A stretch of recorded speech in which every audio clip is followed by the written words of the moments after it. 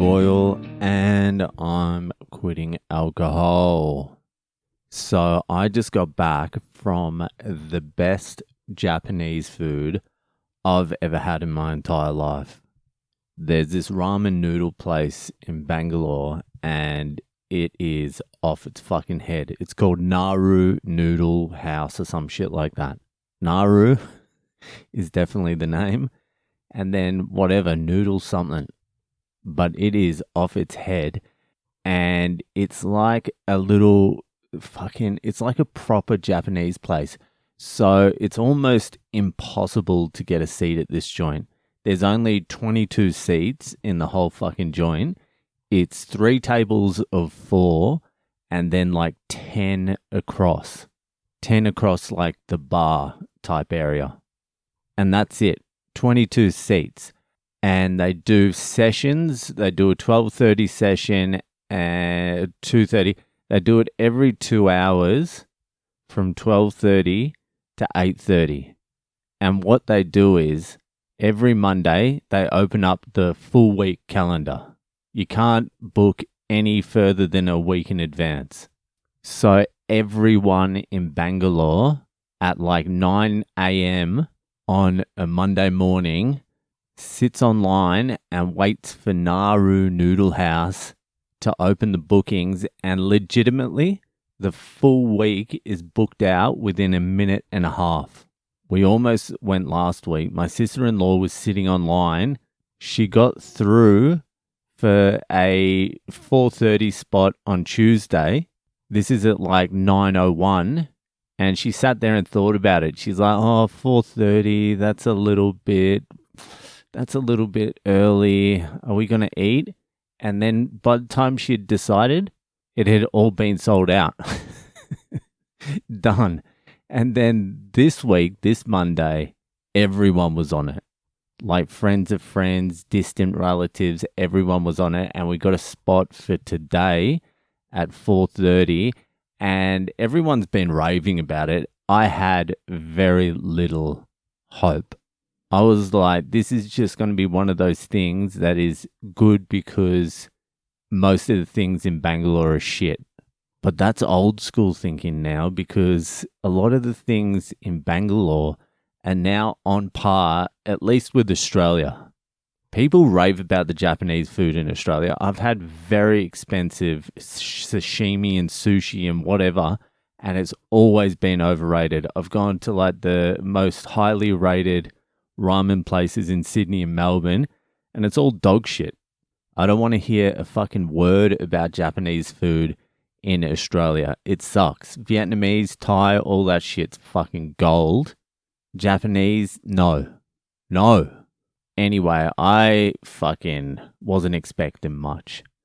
And then we go into this little place and it's tiny, but it's comfortable. It's tiny, but comfortable. And I'm like, all right, the vibe here is pretty good. And then I looked at the menu. There's no sushi or sashimi or anything like that, but they did have like a tuna dish and they had a salmon dish. So I'm like, yeah, fucking hook us up. I forget what the dishes were named, but it was like a salmon dish where they finish it off with a flame or something like that. So we got some of that, and then there were a couple of sushi rolls, like real limited menu. Like there was a sushi roll, there was a crab and cheese sushi roll type thing.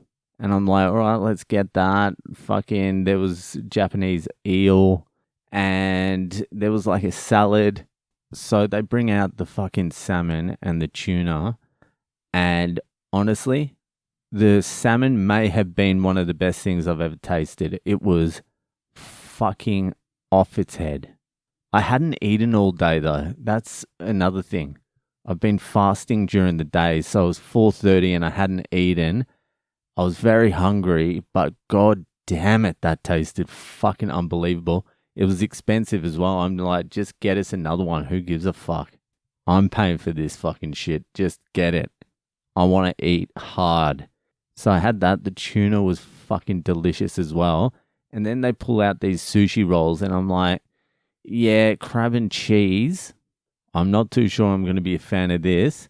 And I don't know what the fuck they were doing with it, but I took a bite into it and like the topping, the the crab and cheese. Did I say ham and cheese before? Crab and cheese was like a paste, not fully paste texture, but you know what I mean.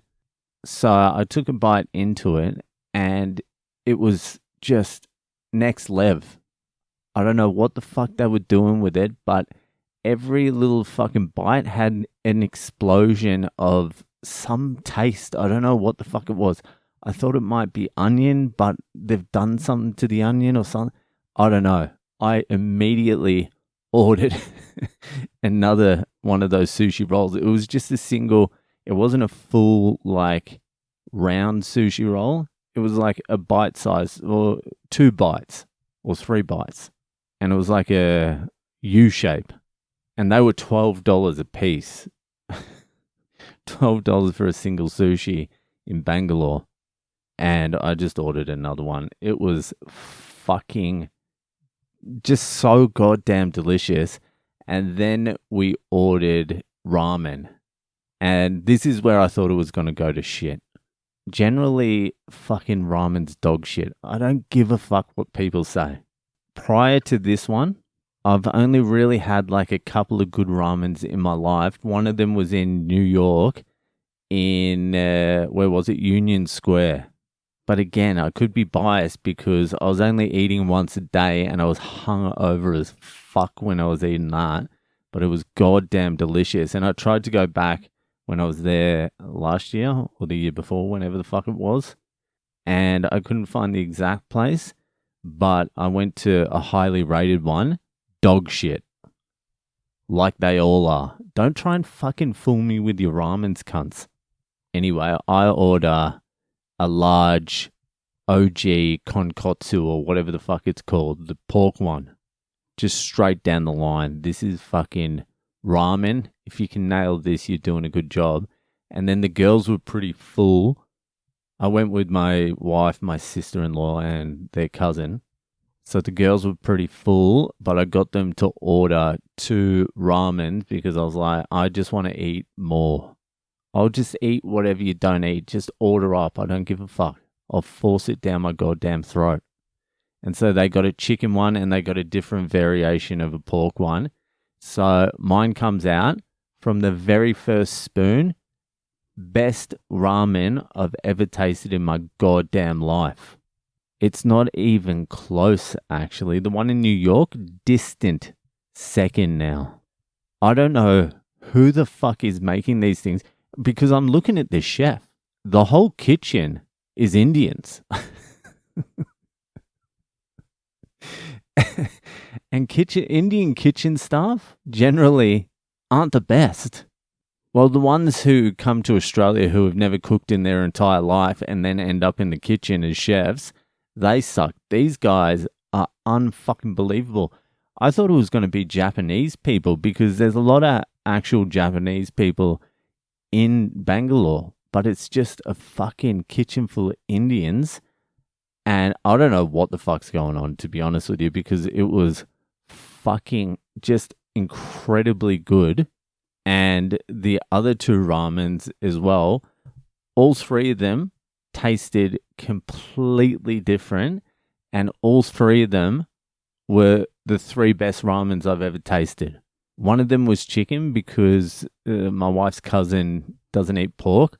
I tasted that. Unfucking believable.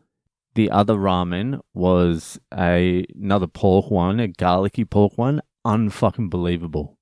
Rarely am I blown away by food, but goddamn, that was fucking unreal. I couldn't believe it. It cost 300 Australian dollars though. It wasn't fucking cheap, I'll tell you that right now. But I'll be coming back to fucking Naru Noodle House every time I'm in town. Anyway, fucking that'll do it for tonight, and I'll see you the fuck later.